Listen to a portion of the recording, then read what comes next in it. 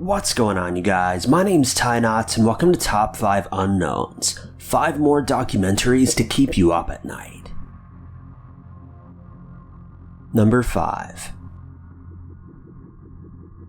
This first film is known as Just Melvin, Just Evil. It was released back in 2000. It's widely regarded as being a difficult film to watch, as it tells the story of a family dealing with their struggles and accepting the fact that their loved one, a man known as Melvin Just, turned out to be a vile, disgusting human being. Melvin was found out to have been involved in unspeakable acts of physical and sexual abuse with several of his family members. Though what sets Melvin apart from your typical abuser is that he would pay these kids based on what exactly he did to them or what he convinced them to allow him to do to them. The film follows the story of Melvin's entire family, not just Melvin himself, and the family members each calmly reflect on the abuse that they were put through by the hands of someone they had loved so dearly. There's also stories and evidence tying Melvin to the story of a nurse who lost her life during his reign of terror, though this topic is only touched on lightly, and there doesn't seem to be enough evidence to fully attach him to the case. The film is a must-see for anyone interested in documentaries of this genre, but be warned, the content is overwhelmingly and extremely graphic. It can be triggering even for someone who hasn't been through abuse. Number 4. Dear Zachary is a film released in 2008, written, filmed, produced, edited, and directed by Kurt Kuhn. Kurt's close friend, Andrew Bagby, lost his life after he ended a relationship with his girlfriend at the time, named Shirley Turner. Shirley was very quickly determined to have been the suspect and was picked up by police and questioned. It was then found out that she'd become pregnant with Andrew's child, who she ended up naming Zachary. After Shirley was sent to trial, Kurt decided to take matters into his own hands and begin work on a film which he planned to give to Zachary when he grew a bit older. The film was intended to be a sort of digital scrapbook, if you will, and told the story of the father whom Zachary never met. It included interviews with family members and friends, showed photos and video of Andrew, and ultimately told the story of how someone Andrew had loved so dearly had turned on him and took his life. In an interview, Kurt said that he originally had no intention of releasing the film publicly, though as interest grew and the film progressed, he decided that he would go ahead and publish it.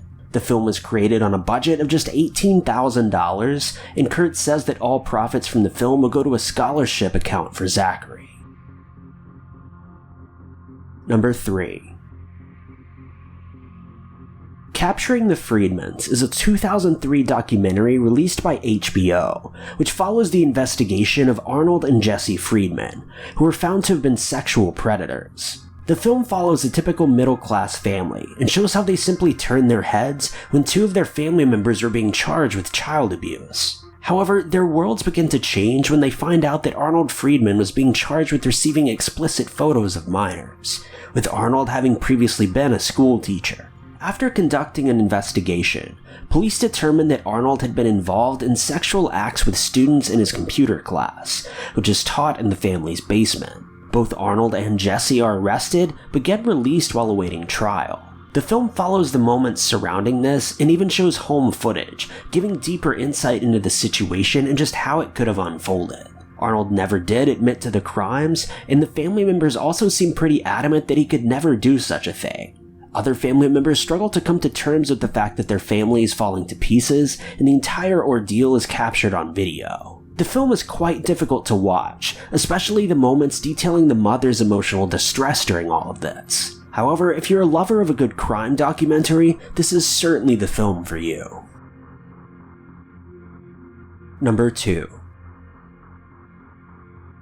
The Brandon Teena story is a film that served as inspiration for the movie Boys Don't Cry. The Brandon Teena story tells the story of a man named Brandon Teena, who was born a biological female named Teena Brandon, but decided to move to Nebraska and begin a new life as a male. Brandon struggles to fit into the world for all the obvious reasons, and eventually becomes involved in minor acts of crime, as well as beginning a relationship with a local woman. Brandon becomes quite popular in his hometown though, but all of this changes when his friends find out about his true past and how he used to be a woman.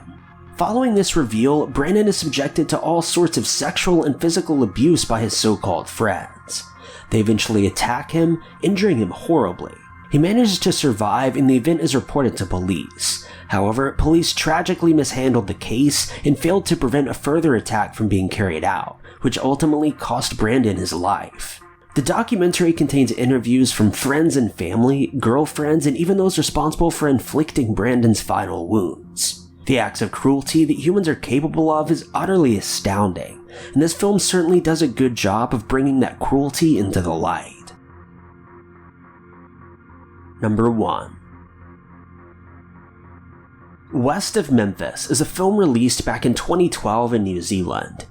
It tells an insider's story of how judicial power can be abused, details how false confessions can take place, and even goes into the detailed lives of those who'd been falsely accused and victimized by a failing judicial system. Specifically though, it tells the story of the West Memphis 3, a group of young boys from West Memphis, Arkansas who were hogtied, sexually abused, and ultimately lost their lives back in 1993. Law enforcement at the time believed that the kids could have been victims of a cult and turned their focus to 3 local teens. However, further analysis proved that much of the wounds inflicted to the young boys was actually caused by supposed wild animals, and the mutilations to their bodies could not be tied to the 3 teens, as the acts didn't technically take place by their own hands. Because of this, DNA evidence was lacking, and none of the 3 boys believed to have been responsible could be directly tied to the case, though they were each sentenced to life in prison. In more recent years, there had been an outcry of support working to get these 3 young men freed from prison, as they couldn't be definitively tied to the crime. In 2010, the Supreme Court finally saw this through and released all 3 of the men from prison. They were each required to sign documentation that showed that prosecutors had enough evidence to convict them, though due to backlash from public opinion, their sentences were being suspended. The case is one of the most confusing court cases I've personally ever heard of, and so much of the evidence that seems quite compelling turns out to be entirely circumstantial. At the end of it all, the 3 men served 18 years in prison for a crime they apparently never committed. It's certainly a film worth checking out. Thank you guys so much for watching. If you liked this video, be sure to click that like button. Also, don't forget to subscribe and click that notification bell to keep updated with our videos.